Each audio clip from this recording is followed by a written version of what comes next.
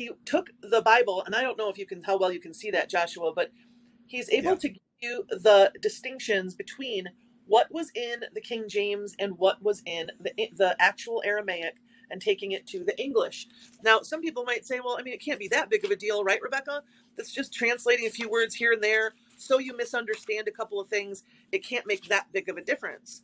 Except, Josh, that there are words that have been grossly misunderstood and religions have been formed.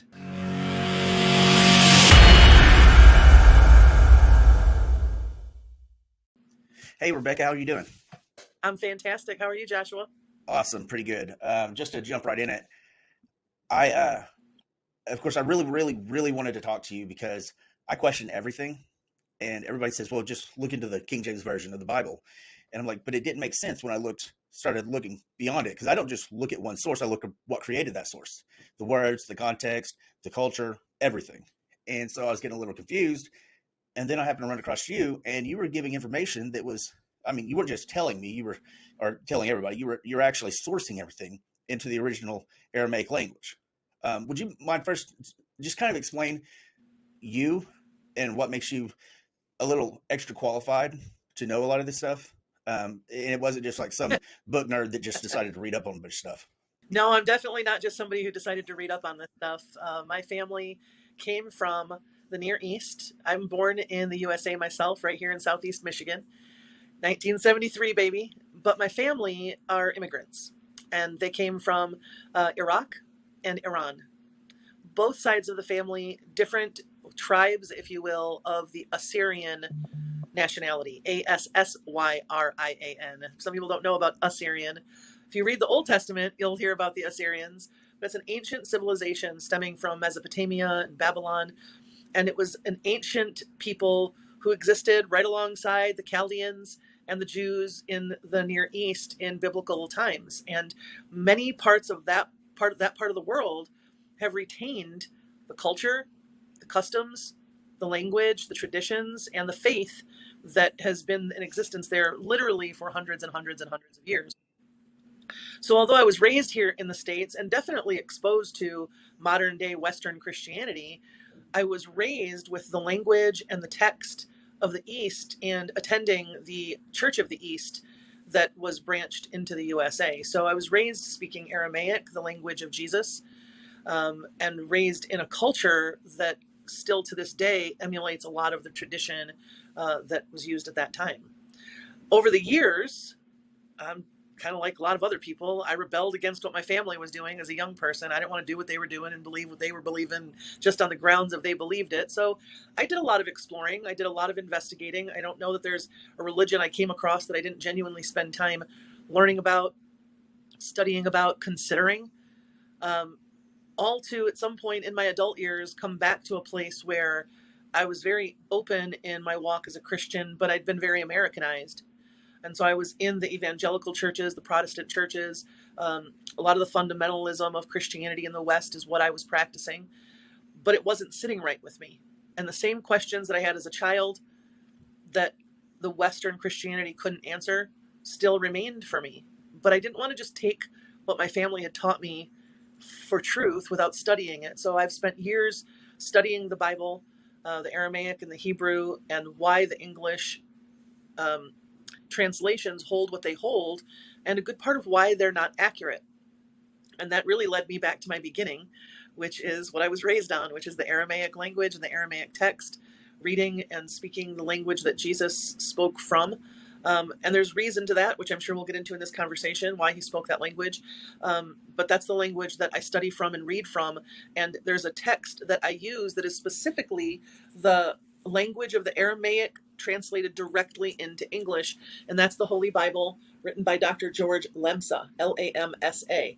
And Dr. Lamsa spent 30 years translating the Bible from Aramaic to English. And Aramaic is the language that gave us the offshoots of Assyrian, Chaldean, Hebrew, and Arabic, the Semitic languages. It used to be called Shemitic languages because it was the son of Noah, Shem or Shem, that it's his descendants that are known by that, and that we are the Near Eastern population.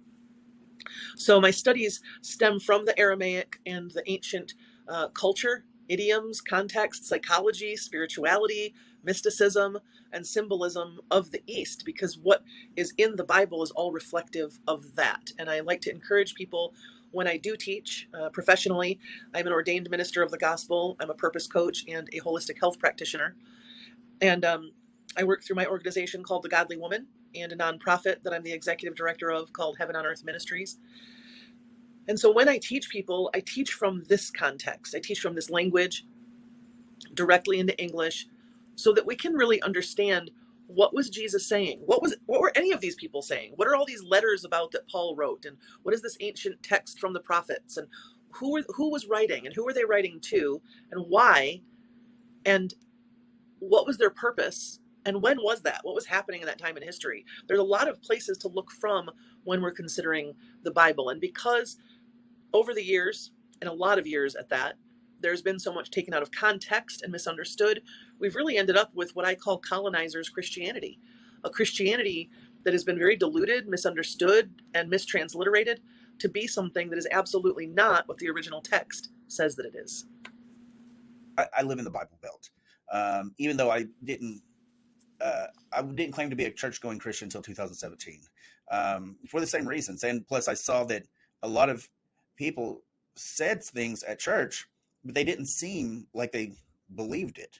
They were very grumpy people. They didn't, weren't generous with anything. It's just, and I'm speaking as generalizing. I'm not saying that all of them were like that, but the ones that I was around in Southern Oklahoma, and it just, something seemed off. And it wasn't until a few years later, 20 years later, that I decided to read up the letters in red, I call it, the words in red. And so I fell in love with Christianity because of that.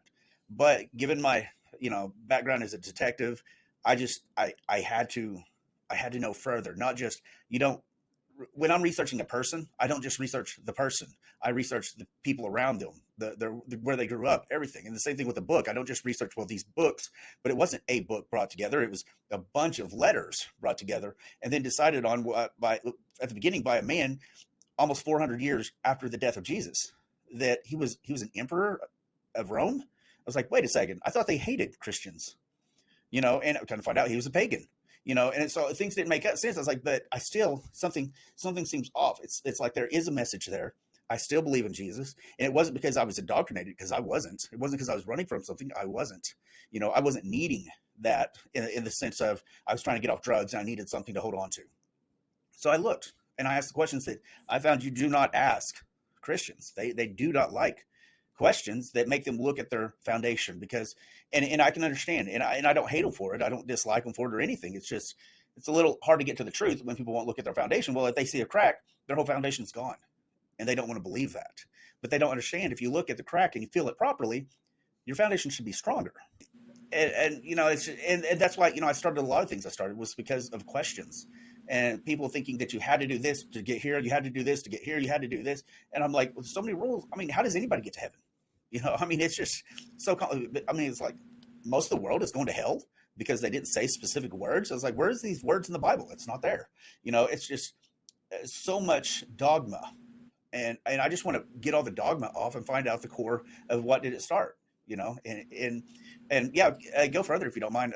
Explain how the Bible was even, how he translated it, because that was an interesting story itself. So most of us, when we have the Bible in the West, what we're receiving is a translation in English that came from Aramaic to Hebrew to Greek to Latin Vulgate, and then to English. And a lot of different translations in English. The New International Version is not the same as the King James Version, is not the same as the English Standard Version, is not the same as the Message. Those are all very different. So even those sitting in the English tongue are very, very different, because they've been interpreted and not directly translated. What Dr. Lamsa did is he took Aramaic writings. At the very beginning of the preface, it tells you in this Bible that the manuscripts used in making this translation were the Codex Ambrosianus for the Old Testament, the Mortimer Macaulay manuscript for the New Testament.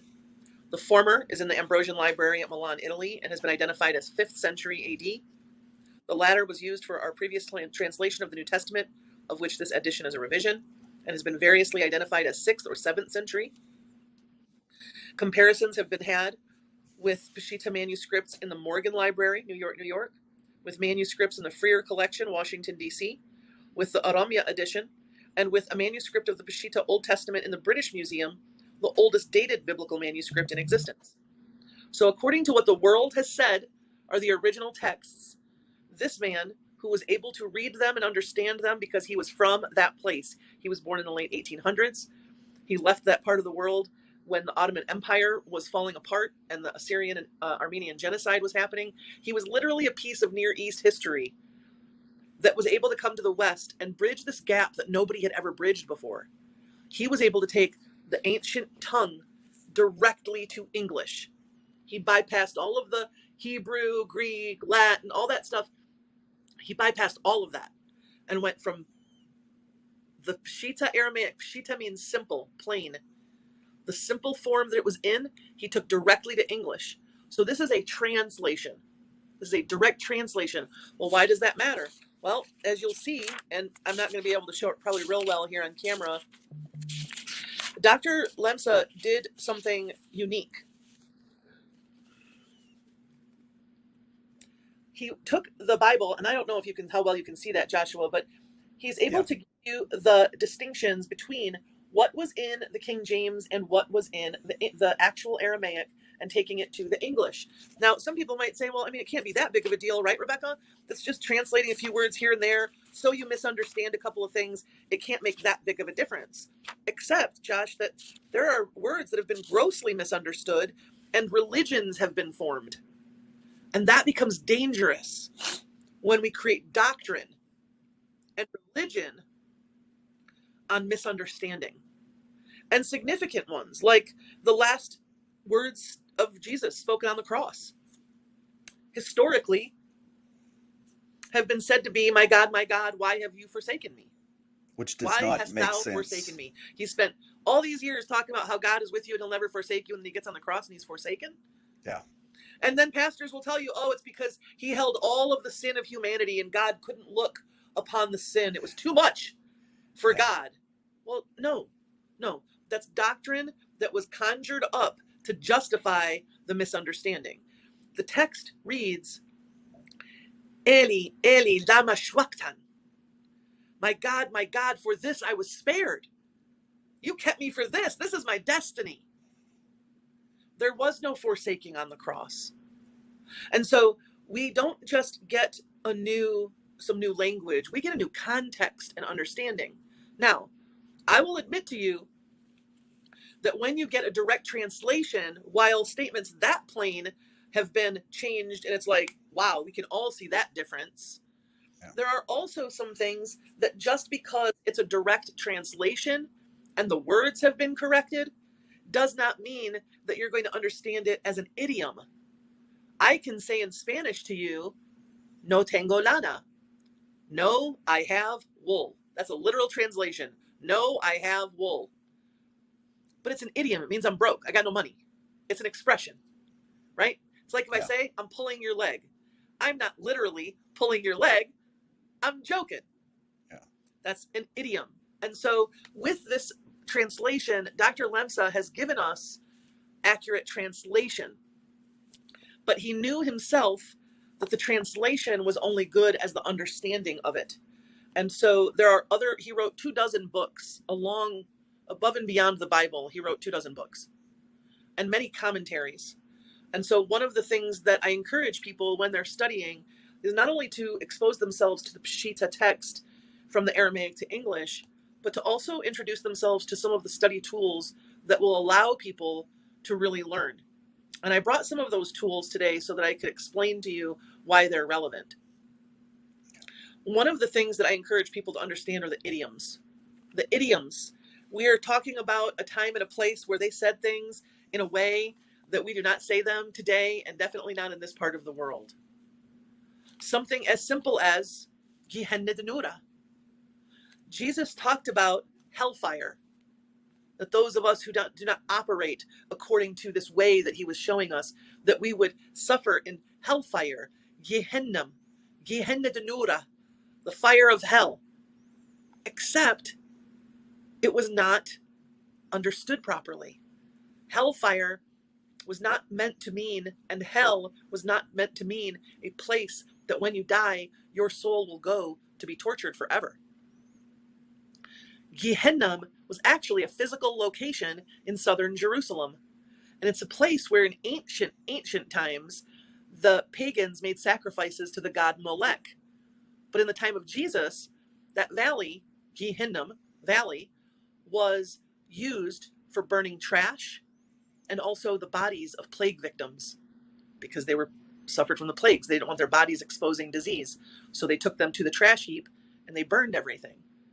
And so when Jesus used the term Gehenna, he was saying that those of us who do not follow the path he was showing us are really going to suffer this rotten life, this torment. It's like if I were to take you to my old hometown of Flint, Michigan, and drive you through the east side and say it looks like Beirut, doesn't it? Yeah, I've been there. You know exactly what I mean when I say, you know it means a war zone. You know it's a place that's been leveled and it's disheveled and it's not prospering. Well, that's exactly what Jesus was saying. He was saying Gehenna de Noohra, that fiery pit of the Gehenna Valley, was being used metaphorically to say, you're going to live rotten too. It's going to stink. Your life's going to stink. It's going to rot. Why? Because he was teaching us a way. By the way, when he said, those of you who believe in my name, Hemanitun b'shimmi, in my name, what he was saying was in my method, in my way. Those of you who believe in my way, who adopt this way as your own way, you will have glory. You will have everlasting life, which, by the way, also in the East is an idiom that means a good life. It means in the East, we say when you see somebody living really, really good, we say they're never going to die. They're going to live forever because they're living a good life. Man, you see the 85-year-old out there dancing, being healthy, doing their thing. You're like, man, they're never going to die. They're going to have everlasting life. Yeah, they're living well. They're happy. They're healthy. Their money's good. Their marriage, they got children and grandchildren. They're retired. They're living a good life. In the East, we call that everlasting life. We say that's perdesa, that's paradise. Yeah. We say that's like melkut et Allah, the kingdom of God is on them. These are expressions, which is why Jesus said heaven is at hand now. He was telling those people at that time, you who believe in a heaven that's on the other side of your life, heaven is at hand now. Also, so is hell. And what are you going to choose? A way of life, a way of thinking and feeling and living and believing that destroys your marriage and your health and your sex and your money and your career, that makes you miserable and regretful and resentful and mental anguish and depression and anxiety? Or are you going to live the everlasting life? Are you going to live a life where you understand what I'm teaching you, that you're a descendant of God, you're a child of God, that you, just like me, he said, that we, just like him, have the right to call on Chelet Allah, the power of God, into ourselves, that we would speak life and heal and create goodness and prosperity, that we would sin no more. And that doesn't mean sin. Sin in the Aramaic means to miss the mark. It means you're off course. And so he was saying, stop getting lost in this world. You're off course. No wonder you're suffering. No wonder you've had 5 husbands. No wonder you're the town harlot. No wonder you're laying there diseased. No wonder you're poor and don't have. Because you're lost. You're off course. If you knew who and what you were, which I'm here to tell you, you're the beloved children of God. You are the light. You are the salt, he said. If you knew what you were and you acted like that, you would sin no more and have everlasting life. You would be out of the pits of hell that you suffer in. So this was all idiomatic speech. Thank you for sticking around till the end. Hopefully, I left you either enlightened, lightened, or moved by the experience. If you enjoyed what you saw, could you hit that like and subscribe button right there? And if you didn't, could you still hit that like and subscribe button right there so somebody else has the opportunity to not like what they saw? Thank you.